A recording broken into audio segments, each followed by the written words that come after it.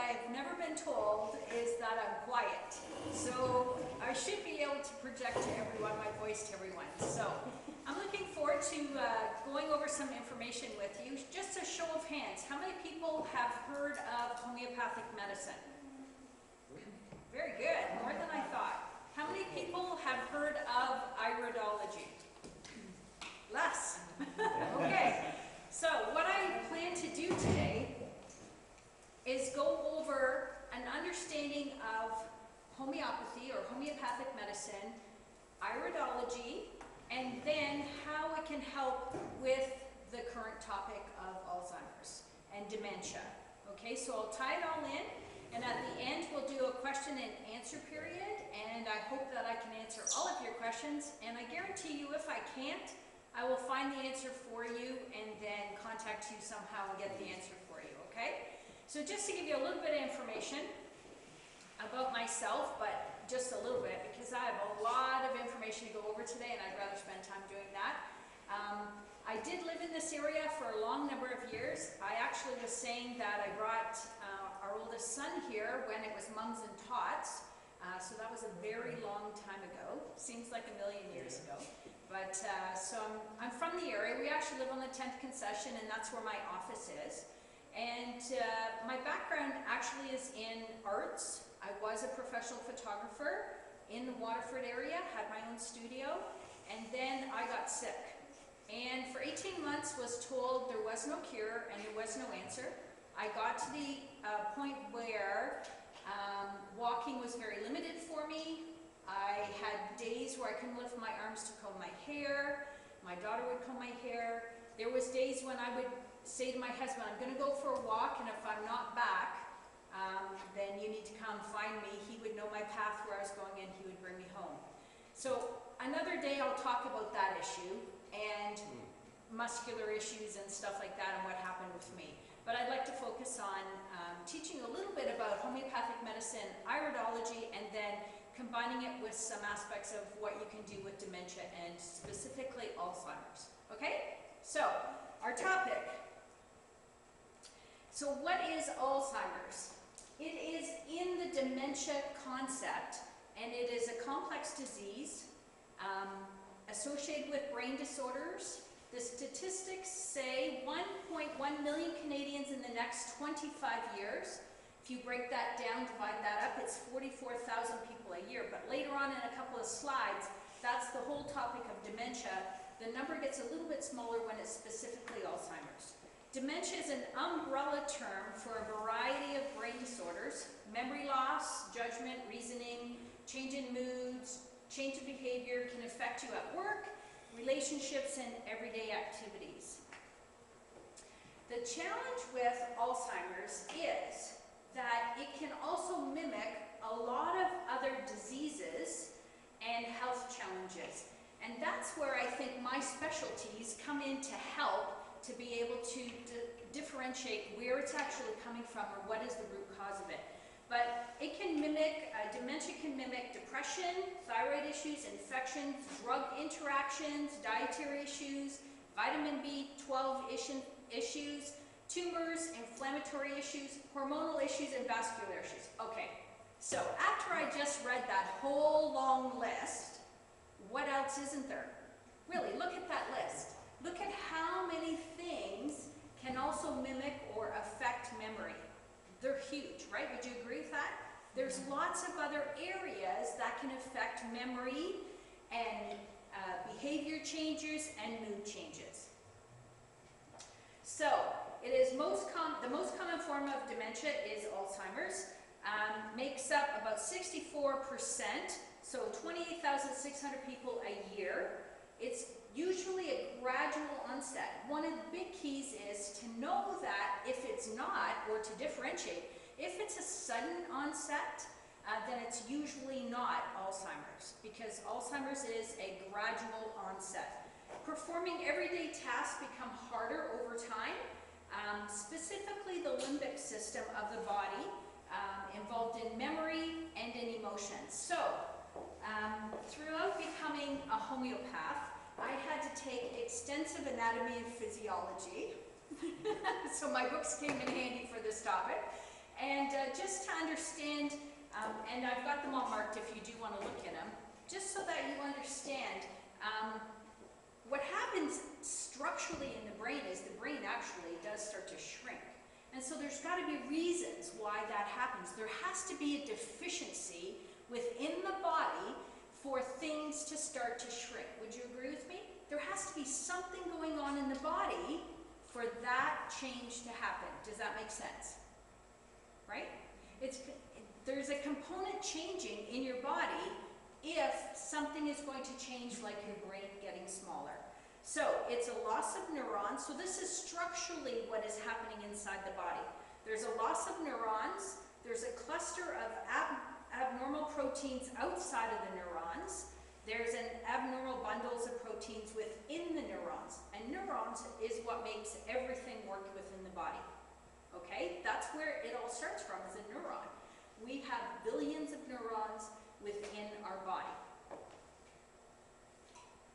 So, how can we be really sure about what is really going on in the body? That's a very complex situation, because each of us in the room, we are very unique. And a lot of times what happens is diseases or ill health gets grouped into a package. And so if you have this, then you should take this. Whereas what I do, and what homeopathic medicine and what iridology does, is it takes each individual person as an individual case to find out really what is going on in your body that is making the changes for ill health. Does that make sense? Okay. So, exactly what I said. How can you tell what's really going on in your body? So, iridology, just to give you a little bit of information on iridology, and I have some charts which I'm going to pass around, and you can have a look at, and I'll put two back here on the other rows. I'm not going to go into a lot of detail, but enough so that you can have an understanding. So, in iridology, what I do is, I look in the iris of your eye, which is that colored portion of your eye.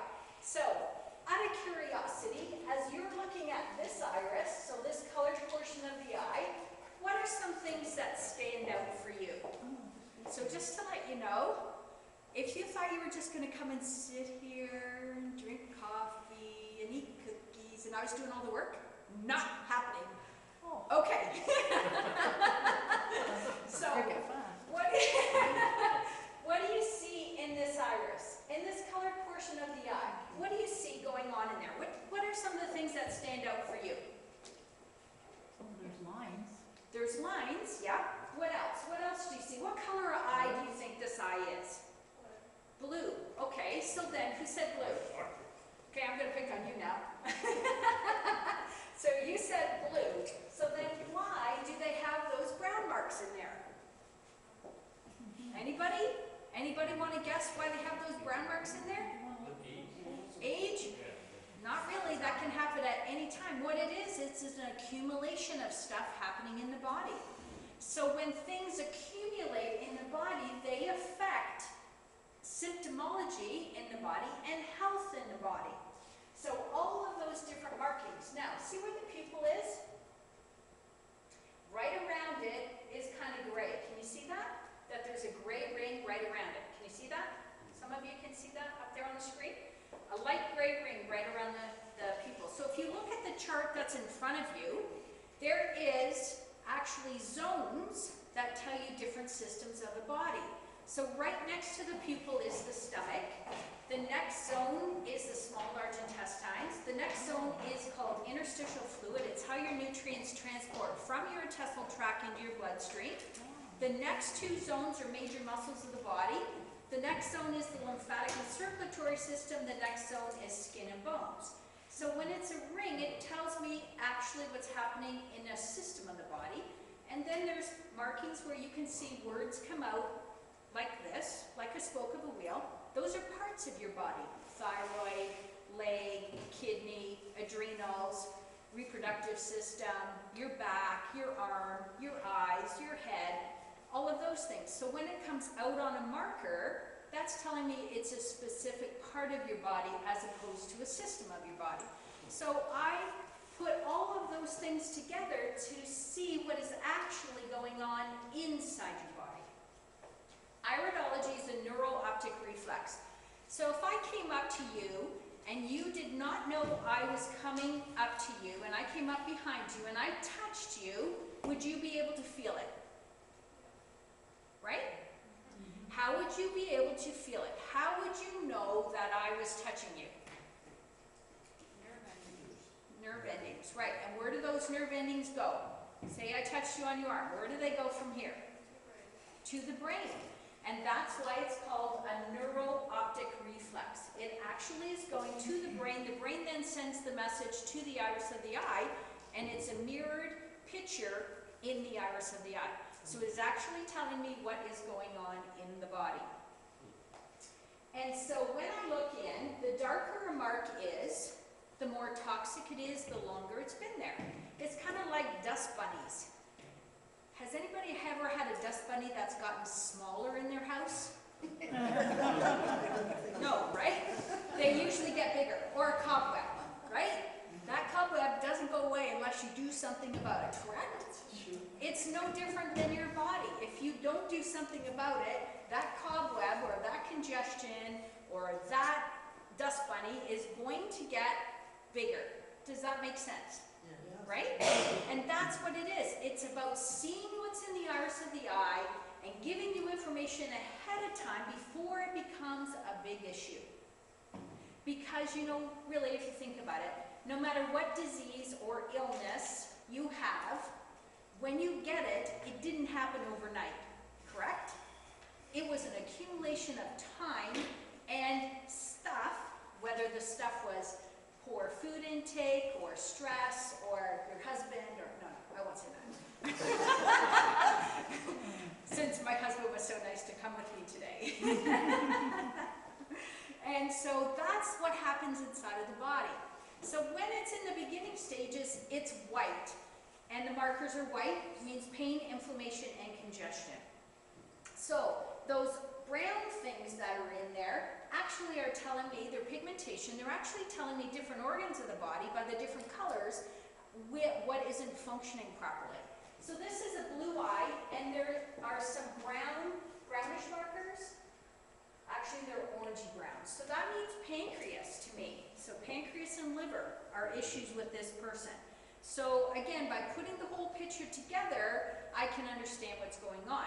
So those kind of markers are kind of lifestyle markers, but then there's also genetic markers. There's 3 eye colors, and those 3 eye colors have predispositions. Doesn't mean you have to have the health issues, but generally that's where your weakness is. There's 3 eye colors. Blue, we call it lymphatic.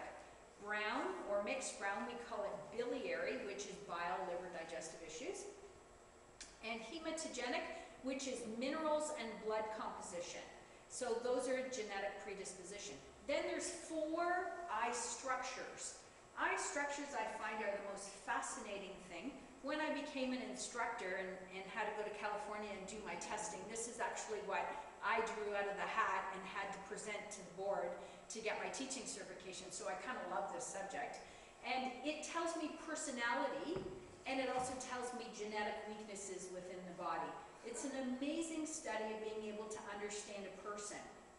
So the 4 different structure types, and I'm going to kind of talk a little bit about them as we go through, instead of just focusing it all on right now.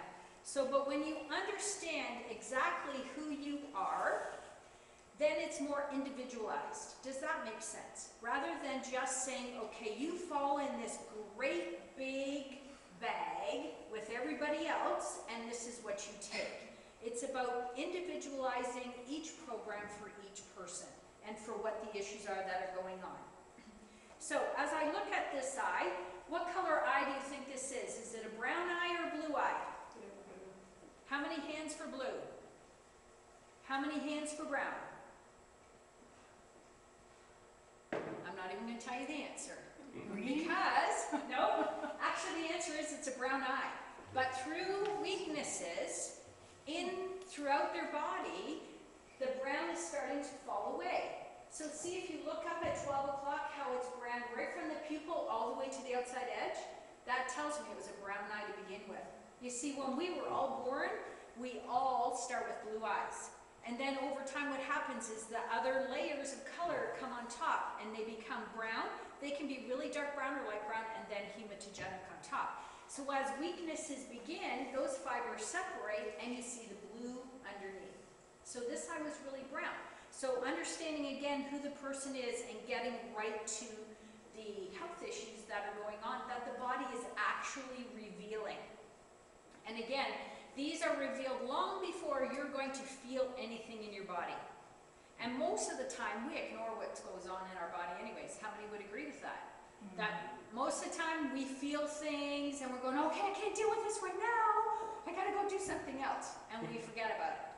So, you know, it's a way of being able to actually see what's going on in the body. So, that's part of what I do with iridology, being able to see what's in the iris of the eye. And it was actually iridology that helped me get well.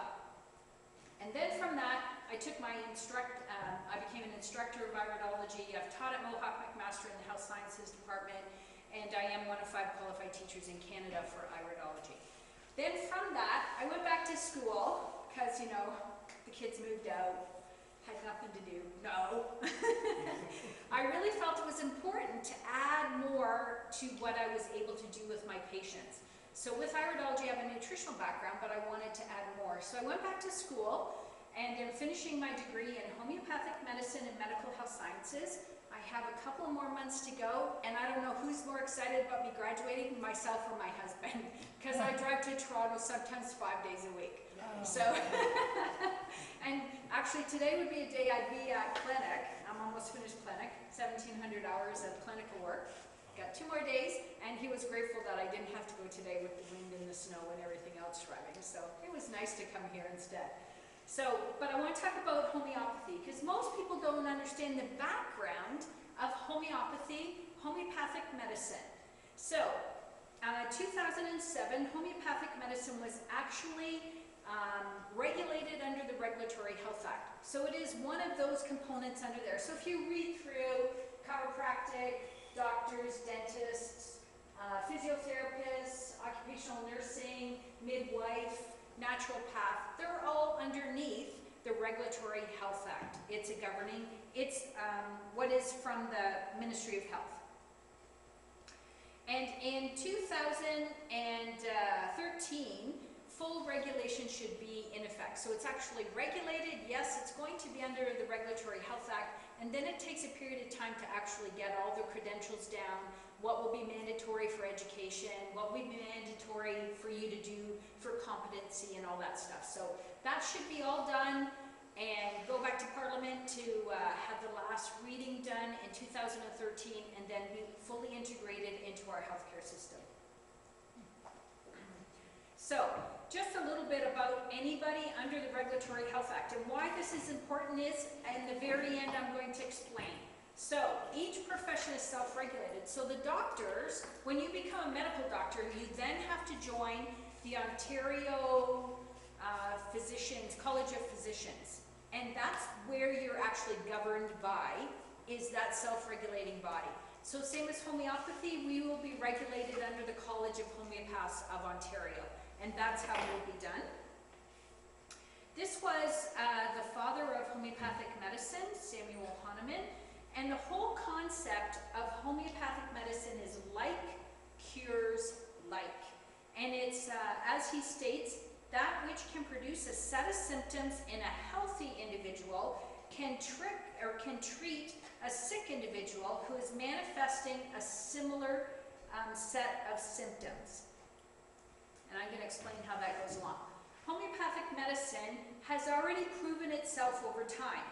The cholera epidemic in 1854, if you go to the very last point of this, is that the London hospital actually had a 55% mortality rate treating cholera in 1854, and all the homeopathic hospitals only had a 16% mortality rate by using homeopathic medicine.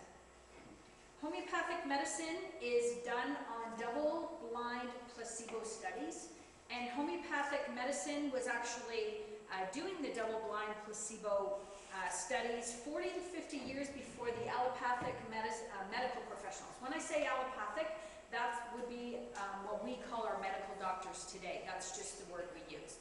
So I just want to stop for a second because this was a point that Brian and I were talking about before I began. A lot of times people call what I do with homeopathic medicine or iridology as an alternative. And the word alternative to me means you have to choose. It's either this or it's this. It's an alternative. But whereas I believe that we should be calling it complementary medicine, so that we complement one another. And again, at the very end, you're going to see a letter from the Ministry of Health kind of talking about that's really what we should be doing. But I think a lot of times we have a perception that we can't work together between the medical profession and complementary health. And we really should be working all together. Besides that, I want to make it clear that I am not against the medical profession, even though sometimes I get a little annoyed with them and their concept. I'm not against them. I really believe that we should be working together, so I just wanted to make sure nobody has the idea that, you know, it's one or the other. I truly believe that we should be working together. So homeopathic medicine, homeopathic hospitals have been around since 1862. In 1862, there was 110 hospitals, homeopathic hospitals in North America. Do you find that interesting? I do, because most people don't know that the history of that homeopathic medicine has been around that long. Homeopathic medicine has its own pharmacopoeia. So a pharmacopoeia is actually a book of all the medicines that medical professionals use, and we have our own pharmacopoeia. We had nursing homes and orphan asylums where orphans would be given up, and they were all treated by homeopathic medicine. So specifically in Canada, homeopathic medicine was a regulated profession under the Ontario Medical Act from 1869 to 1970. It was under the Medical Act. And most people don't even know about it, right? So, what happened in 1970? Okay, that's where you don't want to ask me that question. That's where my issue of the allopathic medical profession comes in. I have my own concept that, unfortunately, I feel that our healthcare system has fallen under take this drug from the pharmaceutical companies, and that's where my issue lies. And it's funding. Hospitals are funded by pharmaceutical companies, and when you can't make money off of homeopathic medicine like you can off of pharmaceuticals, hospitals didn't get the funding. Actually, I'll show this later on in here. So it's politics. Politics. Money. Sure. Actually, it comes down to money and the greed of money. That's what it comes down to, in my opinion. So, we can go through this. Canada's first female doctor, and we had all the grads that were in Hamilton. Here's some interesting things. The Homeopathic Medical Society of Canada was formed in Hamilton. They did the newsletter. So see how close it was to home? One of the hospitals in Toronto, Grace Hospital in Toronto, was actually just a homeopathic hospital and nothing else. And then as money, funding for research got changed, the name got taken away, and homeopathic medicine got taken out of the hospital. So, and I hope, honestly, I hope I make you all mad by the end of this presentation. Mad in a good way. Because I just feel that we've been missing out on so much good information and good medicine that is so helpful. One thing is, okay, would you agree that I am walking, talking, my arms are moving, my legs are moving, everything's fine? How many would agree with that?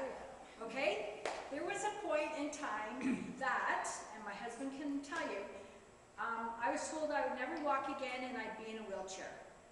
And there was times that we would go out. I can remember specifically one time we took the kids to the Toronto Science Center. I took a book with me, I'm a tad bit stubborn. I don't know if that's come across yet or not, but I'm a tad bit stubborn. And when we got there, the kids and my husband were saying, please, just get in a wheelchair. We'll push you around, right? I was like, no way. I am not getting in that wheelchair. I brought a book. I stayed on the first floor while they went and did. I refused to not be involved in activities, but I was limited. I stayed on the first floor, read my book while they did their thing, and then we were able to go and do things together. And that stubbornness has got me through to be able to be back and do what I do. I did a 30-minute run this morning on the treadmill, not outside. Yeah, I'm not into torture. I believe in exercise, but I'm not into torture. So, you know, I truly believe that the body has the ability to heal itself if we understand what the body actually needs.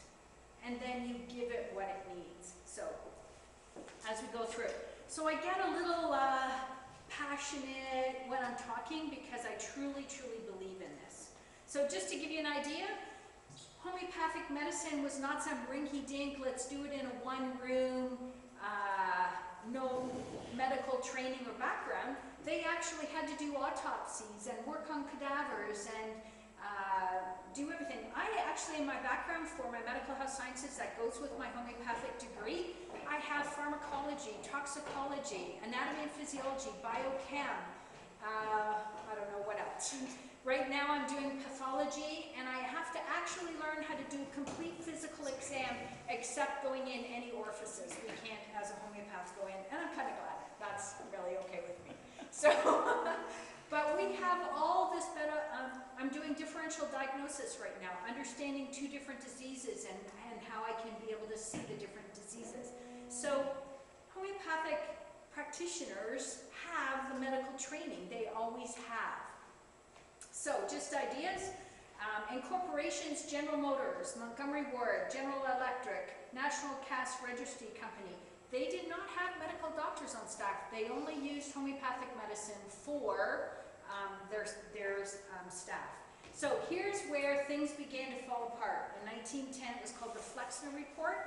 And it actually was the Rockefellers, I believe, if I have it in there, were giving money to hospitals. They wanted to make sure the hospitals were utilizing the money and that they were up to standards. So they did what's called the Flexner Report. This gentleman actually went in, and because he decided that only hospitals that do research would get funding. Homeopathic medicine doesn't fall under the criteria of what medical professionals or how they do research. We do research a different way, and I'll explain that how we do it. So that's how the funding got taken away, thus 1970, that's how it got taken out of the Medicine Act, because of the funding. But in 1965, confidential reports showed that over 2 billion homeopathic tablets were sold in the US. 2 billion. And 12 million Americans used homeopathy without the advice of the physician. So that's why in Ontario it's being regulated. Because homeopathic medicine isn't something you want to fool around with. And I disagree that it should be in, or it should not be in, Zayres or the Super Center, where you can just go and get it and use it, because you need an understanding of it. And it can be very powerful medicine. And so I believe that the proper training, so I'm glad that it's being regulated and it's coming out of department stores and grocery stores. So, talking about the science of homeopathy or homeopathic medicine and research. In my second year, we did what's called a proving. And I only want to touch on this a little bit. If you want to ask me more questions about this later on, I'd be more than happy to. But this is how homeopathic medicine actually began. So when we did our proving, we took a homeopathic medicine. It was a triple-blind study. So I was what's called a supervisor. So the person that I was actually supervising took a remedy or homeopathic medicine. I did not know what it was. Nobody knew what it was. So 30 people took the same remedy or medicine and at different potencies. After 30 days, they all came together and they all talked about, the people that took the medicine, talked about what happened to them, the different symptoms that happened. Now, they were all healthy people. And so what was amazing was all 30 people kind of had the same symptoms. And then we found out what the remedy was, and it's actually called sepia. And so we went back and looked in our books to actually what was done when they proved the remedy or the medicine a long time ago. And it was exactly what was written in the books. It's amazing to sit in a room and have 30 people tell you they did not know one another, they had never talked to one another, and they all said the same things about what happened to them and how they felt. Sepia is one of the best remedies used for after a woman has a baby and they have postpartum depression and they have that feeling where they are not attached to a baby. Has anybody ever heard of anybody that has been like that? They just don't have that feeling for the baby. That is what sepia, that remedy is used for. And what that remedy does is it helps them to attach or to have that connection to their child. And it has some abdominal issues too, and that really came out clear with all the people. So when we know those are what is happening to someone taking the medicine, we know that if you come to me and tell me that's how I feel, I can't connect to my child, or I'm having all of these abdominal issues, I know that's the medicine you need to take. And that's how homeopathy works. Like cures like. Okay? I'm not going to go into this about how they're actually made. If you want to know, I can talk to you later about it. So how do I come up with a remedy or homeopathic medicine for you? Because I believe everything's individualized. And if you look up here on the chart, I have here, what we do is we call repertorization. And in my computer, I have a program that is all of these books. So this is one author of homeopathic, all of our rubrics that we use to find out you. To find out what you tell me about you, I go in this book to find it, but I have a computer program, this is one author, I have a computer program that has 100 authors in one computer program, so that I can go from a vast amount of information to come up with what's going on. So, I know this is a little hard to see. I just kind of wanted you to know how I come across this in my computer programs. So I put in general Alzheimer's disease, and it comes up and it tells me here, here, here, and here what remedies, because it tells me what the remedies are, or the homeopathic medicine is, up there. So then what I do is I go and I look up those remedies, or homeopathic medicine. And then I go to a whole set of other books that actually tells me about the homeopathic medicine. And in my computer program, this is one author, I have hundreds of authors that have written about certain homeopathic remedies. And that's how I can pull it all together to find out what one is the best one for you. So, why I am trying to give you the details on this is because everything needs to be individualized. And if you take nothing else from this, that's what I really believe our health is all about. Is that you are an individual person, and so your health care program should be individualized for you, with all of your genetics, lifestyle issues, what's going on, how you react to things, what's gone on in your life, your personality traits, your fears, your concerns, all of that is telling me all about you, and that's how I decipher between all of these remedies, or homeopathic medicine, to be able to find you the one that fits you. Again, it's an individualized program. So again, this is just showing you more of the topics, and then these are when I go and look up the different homeopathic medicine or remedies. I go in and it tells me all about them, the mind state. So this particular one says dullness, hazy, memory, weakness of memory, but then it also tells me other things. Eyes, face, abdominal issues, everything else that goes with it. So again, these are all those ones that I pointed to what the remedies are actually telling me.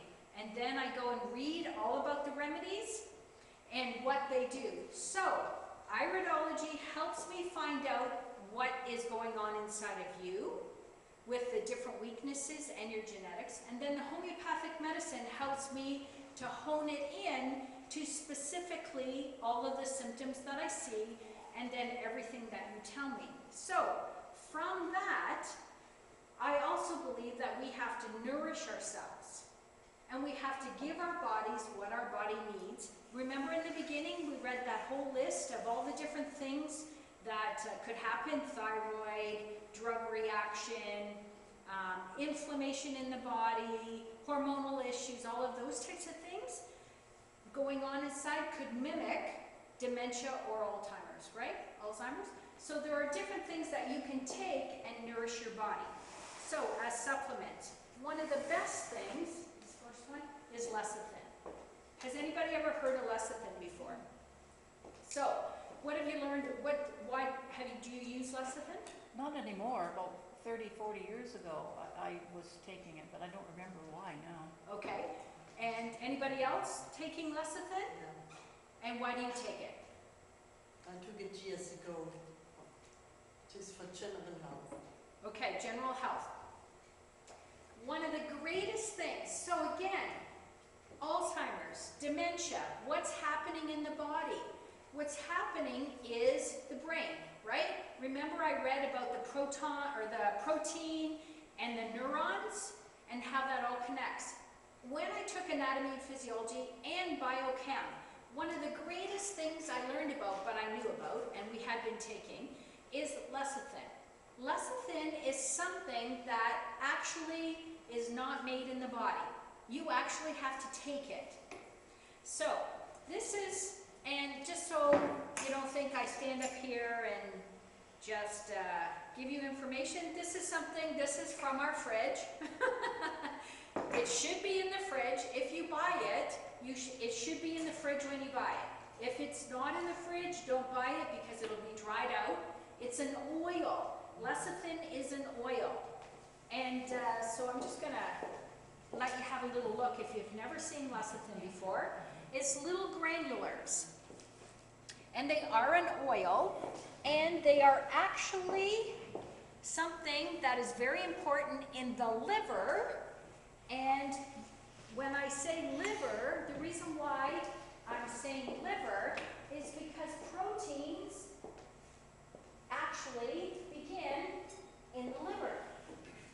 So, if neurons and the proteins that are involved with your neurons that are affecting dementia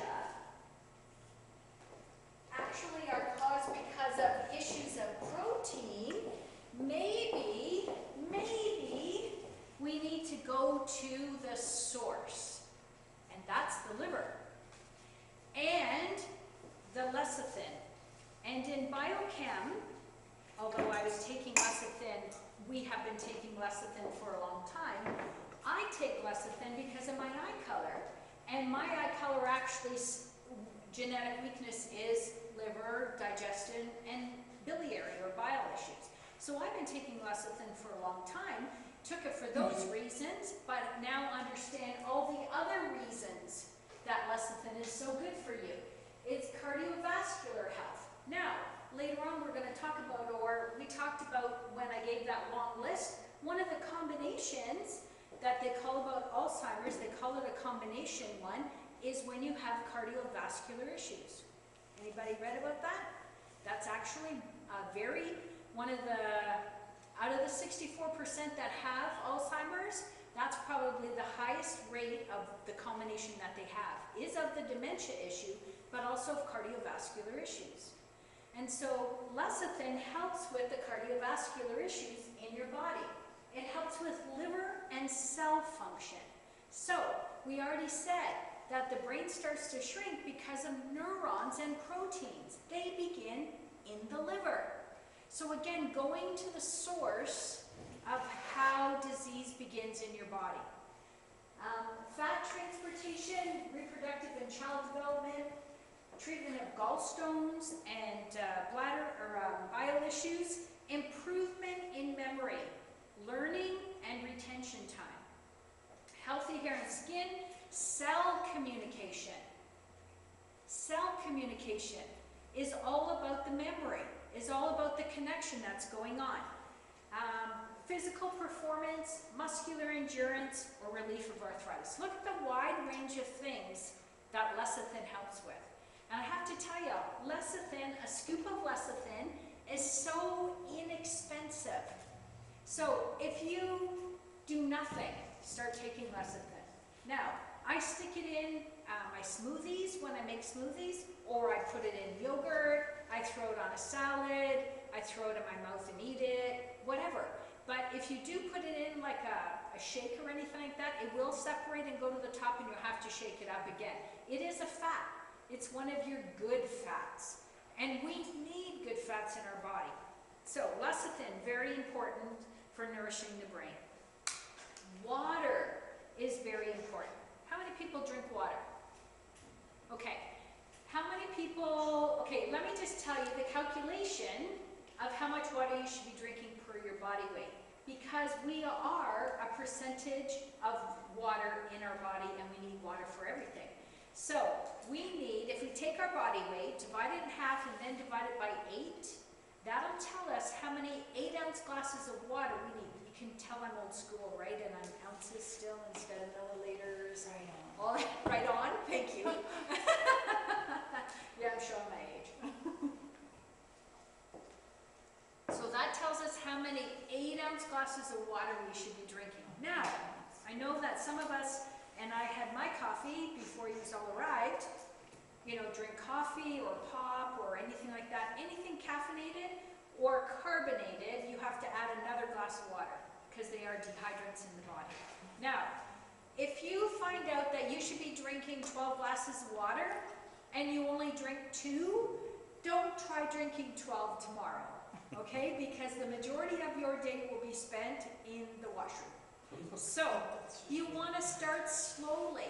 And honestly, when I'm guiding my patients, I try to tell people the key to health and wellness is be consistent with 1 or 2 things, and when you've got those down pat, add another thing. Does that make sense? How many people have like your New Year's resolution, right? I'm going to change this, and I'm going to change that, and I'm going to change this, and then 2 weeks later you're doing nothing, right? Because just be consistent with 1 or 2 things, and then add another, and then add another. So, drinking the right amount of water. Actually, I tell people, I do a lot of speaking. When I speak, I try to say, if you do 3 things to change your health, you could drink more water, add your mineral salts to it, I'll talk about that, do mineral soaks, and eat more fiber, and you could change your health. And then for here, discussing if you added lecithin, you can make a huge impact on your health just by doing those 4 things, changing those. So, heart healthy lifestyle, doing some type of exercise is really important. Another supplement you could take is krill oil. Now, I started taking krill oil quite a while ago too, because it's one of my omegas, and your good fats are really important. So this is something I've been taking, and then the studies have come out about how good this is for brain health, and for anti-inflammatories, and for women, for changing of life, and hot flashes, and all of that kind of stuff. It helps with all of those issues. So it has multitude effects, but one of the biggest things is for brain health.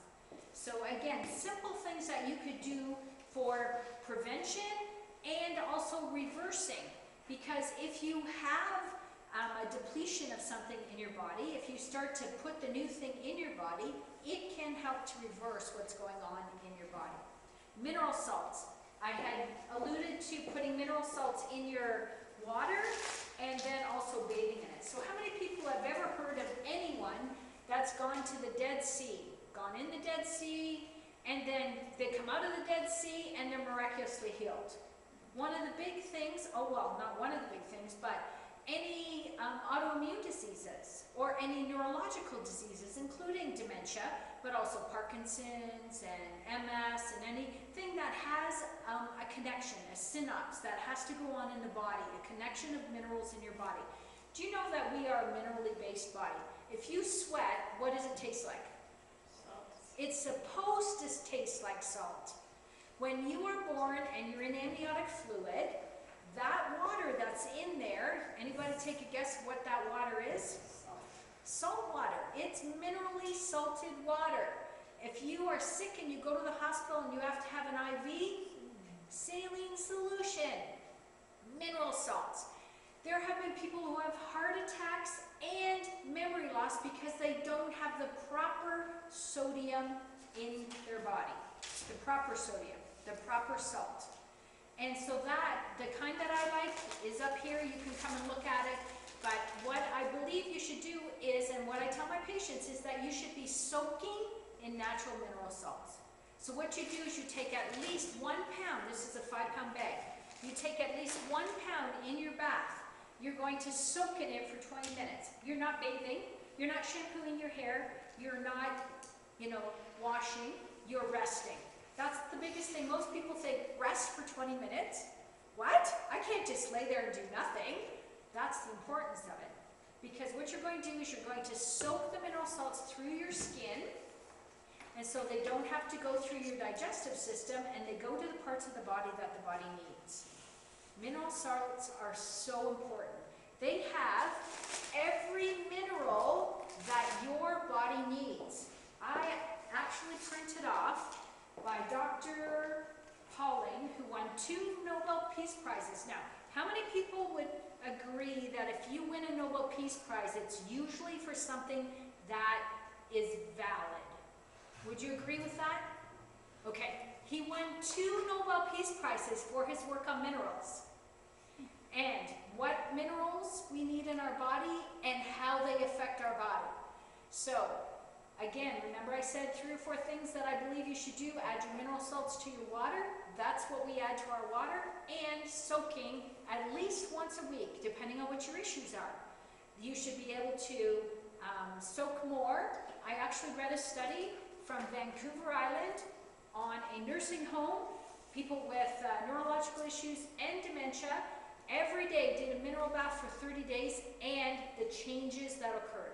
Every person, 100%, had positive changes by adding minerals back into our body. It's so important. There's other things that you can do. We talked about cardiovascular issues, right? And that's actually the second largest, is the combination of dementia and cardiovascular issues for Alzheimer's. And so you're getting a constriction of your arteries, and so opening up those arteries then gets more blood flow to the brain and helps with the memory loss. There are things like calfluorica, which is a tissue salt that you can take. It opens up your arteries.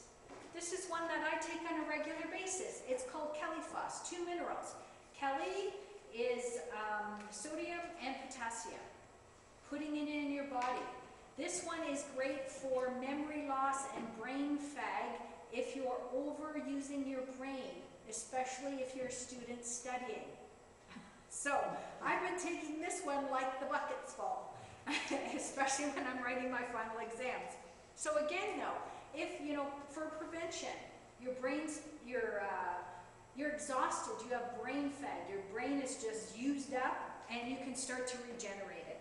And then same with calcphos, so calcium and phosphorus in your body. Again, helps with the memory and so did I get them all here? Yep. So it's softening of the gray matter. So as we're going through here, there's another curve that's on there that I learned in one of my homeopathic classes, and it's spelled Hydrocotye, or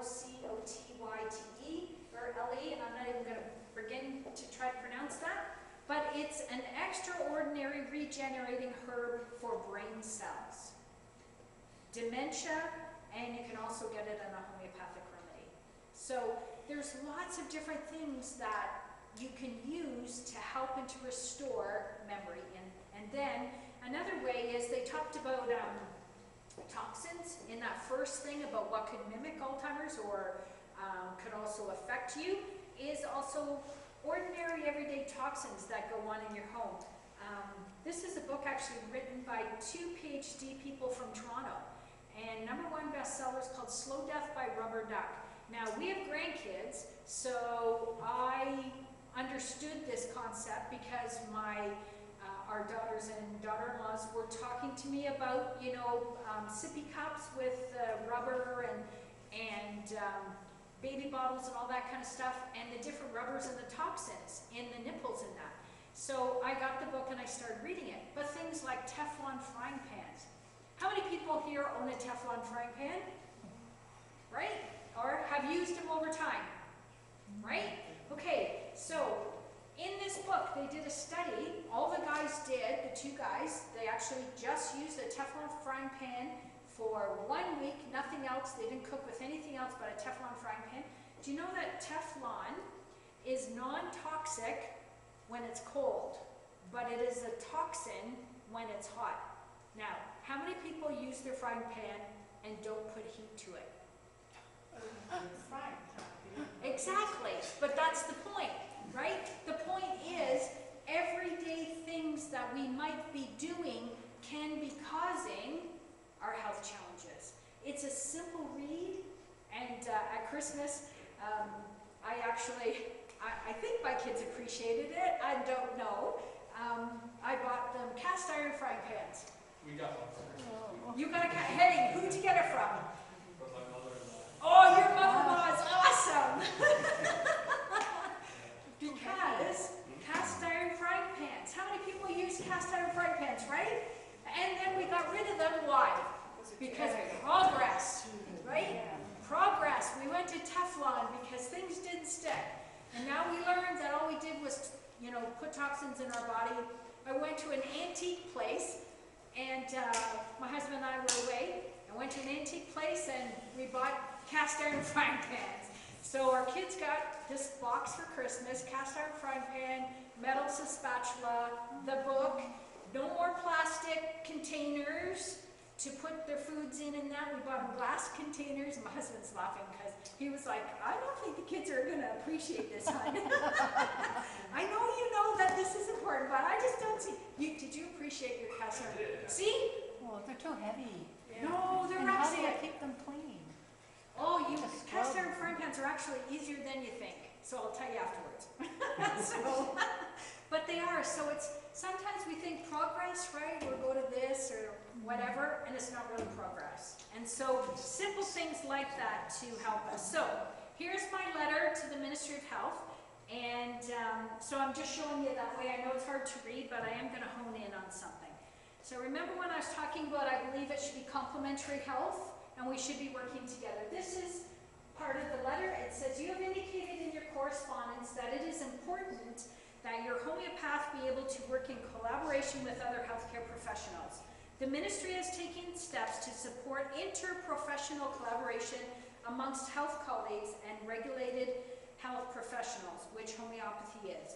You may be interested to know that the Health Force Ontario, the province's Health Human Resources Strategy, has identified interprofessional care as an important factor in meeting its objective of ensuring that Ontarians have access to the right number of mixed qualified healthcare practitioners.